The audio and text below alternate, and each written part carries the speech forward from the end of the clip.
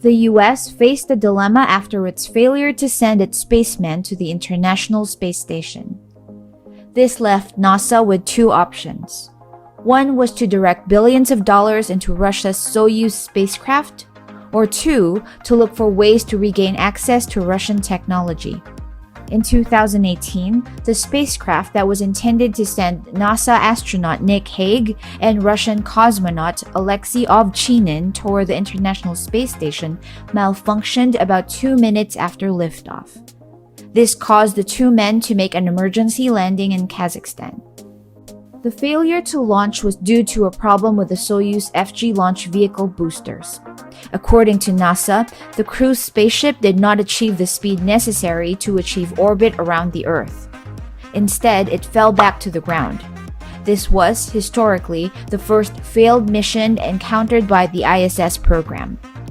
Luckily, both Nick Hague and his Russian counterpart were able to abort the mission mid-flight as they were 30 miles above the Earth and land safely. Rescue teams were also able to reach the capsule's landing site, and they were able to leave the capsule in time. To carry on with its space mission, NASA had to come up with a solution to this failed attempt. A proposed partnership with private companies was forged, and Boeing and SpaceX received contracts worth $4.2 billion and $2.6 billion, respectively. Both companies were tasked to shuttle astronauts to the ISS and bring them home safely while meeting all of NASA's safety and performance requirements. SpaceX's shuttle successfully shot to the stars, but things did not go as planned for Boeing's Starliner spacecraft. Starliner was originally supposed to lift off to the space station without astronauts aboard on July 30, a repeat of an earlier flight to verify the spacecraft systems and then return to Earth about a week later. But that launch date was pushed back after a mishap at the space station. A newly docked Russian Nauka module inadvertently fired its thrusters, sending the space station into a spin.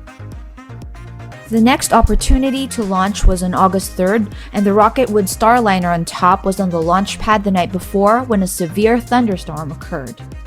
During the countdown the next day, 13 valves used in Starliner's propulsion system failed to open, and the launch was called off. This caused the program another disappointing and costly setback, making the target to successfully send the Starliner off to the ISS seem like nothing but a distant dream. As NASA and the Boeing team continue to investigate and troubleshoot the oxidizer isolation valve, 12 of the 13 have been freed. However, some of the valves will still be shipped off for further testing, disassembly, and scans to officially verify the cause of the issue. NASA's Commercial Crew Program Manager Steve Stitch says that there will also be attempts to recreate the environment the spacecraft experienced on launch day to better understand how the conditions could have contributed to the malfunction of the valves. The underlying matter is that NASA wants both SpaceX and Boeing to make its Commercial Crew program a success. This way, private companies are able to ferry both cargo and astronauts to the ISS, and they'd be able to break away from the agency's dependence on Soyuz, which now sends Americans to space from the base in Kazakhstan. 4 astronauts were successfully rocketed into orbit aboard a SpaceX Crew Dragon capsule, kicking off a 22-hour rendezvous with the ISS in November. Boeing and NASA still hope to get to use Boeing's Starliner as a second commercial crew vehicle. NASA Deputy Administrator Pam Melroy said during an August 2021 mission briefing that the program provides a boost to crew time and cargo, which NASA can use to accomplish more science on the ISS. She suggested that it was one of the deeper reasons for their presence at the launch. Moreover, in a Kremlin-supported forum with Russian students last year, Musk mentioned the possibility of opening up a new factory in Russia, which has to do with his ambitious goals of expanding his company's sphere of influence outside of the West. And just as soon as Musk announced this possibility, the Russian Federation's Industry and Trade Ministry promptly sent him an invitation to their country and tweeted, quote-unquote, Dear Elon Musk, we were delighted to learn that you are considering building a factory in Russia. By the way, we have a number of state support measures for local OEM. Come to see us, we'll talk about it. Best regards, Ministry of Industry and Trade of the Russian Federation. Russia is known to be a pioneer in space technology. They're the first country to send an intercontinental ballistic missile, the first satellite, the first animal, and the first humans in space and Earth orbit.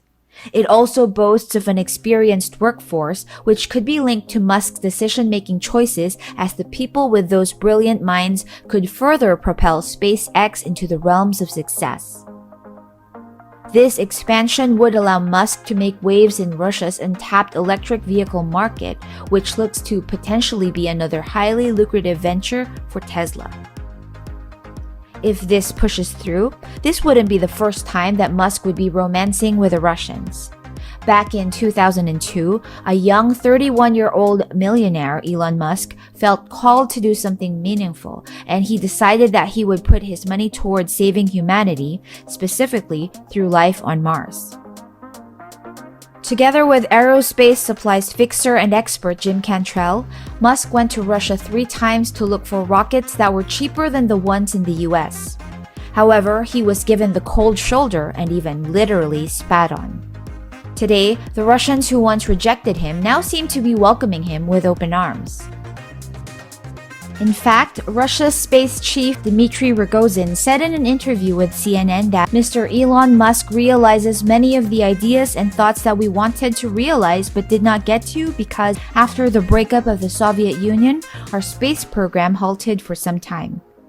We respect him as an organizer of the space industry and as an inventor who is not afraid to take risks. Rogozin even invited Musk to his home in Russia to be a guest of his family and to discuss exploring the universe, extraterrestrial life, and how space can be used to preserve life on Earth.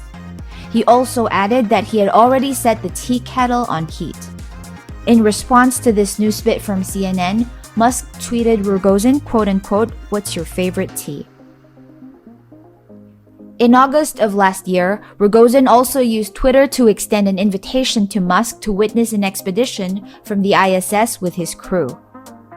Some suspect Rogozin to have an ulterior motive and say that his show of goodwill isn't really based on an appreciation for Musk's achievements, but an admission of defeat as to how Roscosmos is so desperate as they face stagnation in space on the instability that followed the collapse of the Soviet Union.